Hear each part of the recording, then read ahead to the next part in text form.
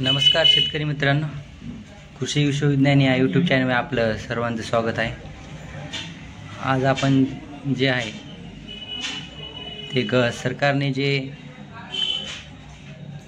खरीप पिकातील जे ई पीक पाहणी केली 2023च्या त्याची जी नोंद आहे, कापूस व सोयाबीन उत्पादक शेतकऱ्यांना अर्थसहाय्य देण्याच्या हेतूने सरकारने जे संमतीपत्र जाहीर केलेलं आहे, ते संमतीपत्र आपल्याला भरून आपल्या संबंधित कृषी सहाय्यकाकडे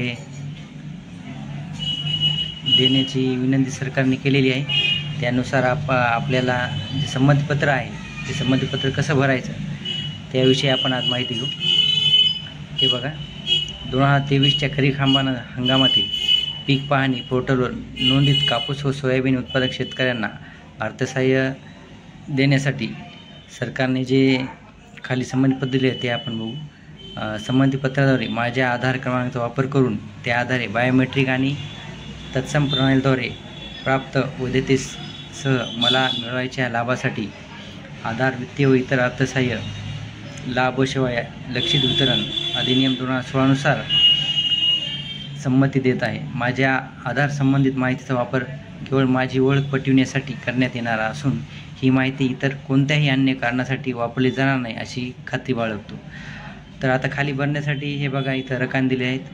अगोदर जिल्हा लिहायचा, नंतर तालुका, पुन्हा आपलं जे गाव आहे शिवार ते, आणि त्यानंतर शेतकऱ्याचे पूर्ण नाव आधार कार्डनुसार मराठीमध्ये लिहायचं। पहिले नाव लिहायचं, नंतर मधले नाव आणि आडनाव, आणि नंतर पुन्हा इंग्लिशमध्ये लिहायचं। जे काय आधारावर आहे स्पेलिंग तेच इथं लिहायचं। फर्स्ट नेम, मिडल नेम, मधलं नेम आणि सरनेम शेवटी।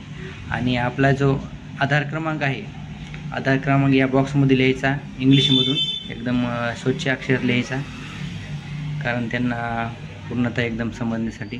आणि तसंच शेतकऱ्यांचा मोबाईल क्रमांक या बॉक्समध्ये लिहायचा आणि खाली दिनांक लिहून आपण जे अर्जदार आहेत त्या अर्जदाराची सही आणि सही घ्यायची आणि तिथं पूर्ण नाव लिहायचं।